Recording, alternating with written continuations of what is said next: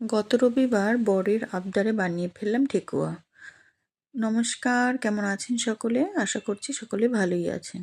এই যে দেখুন, ঠেকুয়া বানানোর জন্য আমি প্রথমে নিলাম ১ বাটি আটা, তার সঙ্গে নেব ১ বাটি ময়দা, আর আর তার সাথে নিয়েছি এই যে সুজিটা। সুজিটা কিন্তু আমি পুরো ১ বাটি নিইনি। আর এর মধ্যে আমি দেব গুড়। তো ওই যে গুড়টাও আমি পুরো বাটি ভর্তি করে দিইনি।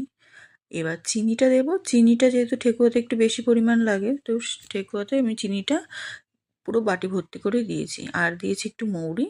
আর এই যেটা দেখুন, এই যে আমাদের ফ্রোজেন কোকোনাট ডাস্ট, তো এটা আমি দিচ্ছি। আর দিয়েছি ঘি, আর এই যে কিছু ড্রাই ফ্রুটস। তো এটা দিয়ে আমি খুব সুন্দর করে ঠেকুয়ার যে মণ্ডটা তৈরি হবে, তো ওটা আমি খুব সুন্দর করে মেখে নিচ্ছি। এই যে দেখুন মাখছি, খুব সুন্দর করে মেখে নিচ্ছি। আর দেখুন, এই যে নারকেলের ভেতরে যে জলটা ছিল, ওটাতেই কিন্তু আমার এরকম মাখা হয়ে গেছে। এর সঙ্গে কিন্তু আমি কোনো জল অ্যাড করিনি এখনও।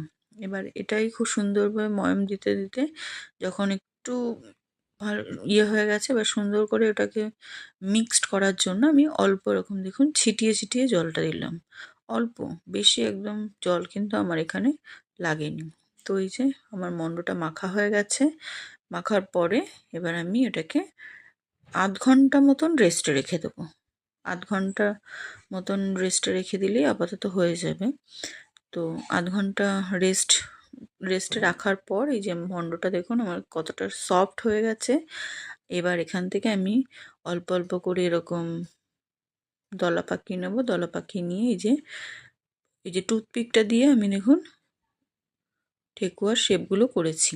আর আমার বর ও ঠেকুয়া শেপগুলো করছিল। এবার আমরা একটু মজা করছিলাম যে আমার ঠেকুয়াটা বেশি ফুলবে না ওর ঠেকুয়াটা বেশি ফুলবে, এই জন্য ও কাঁটা চামচ দিয়ে ঠেকুয়াটা বানাচ্ছিল, তো জাস্ট যাতে ওগুলো আলাদা করা যায়। এই যে আবার দেখুন, আমি ওদিকে তেলটা গরম করতে বসিয়ে দিয়েছি ঠেকুয়াটা ভাজার জন্য। এই যে তেলটা গরম বসিয়ে দিয়েছি, এবার তেলটা গরম হয়ে গেছে আর ঠেকুয়াগুলো আমি ছেড়ে দিচ্ছি। এবার অল্প অল্প করে ঠেকুয়াটা ভাজার জন্য কিন্তু আপনাকে পুরোপুরি একদম আঁচটা মিডিয়াম ফ্লেমেই রাখতে হবে। ঠেকুয়াগুলো আমি দিয়ে দিচ্ছি। আর এখানে দেখুন, ওই যে আমাদের লক্ষ্মী পুজোর সময় ছাঁচ তোলার জন্য যে ছাঁচ হয়, সেই ছাঁচটা দিয়ে বরাবর এগুলোকে বানিয়েছে। আর এই যে আগের যে ঠেকুয়াগুলো আমি ভাজছিলাম, এইভাবে আস্তে আস্তে আমি এই সব ঠেকুয়াগুলোকে ভেজে নিয়েছি। তো লাইফে ফার্স্ট টাইম আমি বানালাম এই ঠেকুয়াগুলো।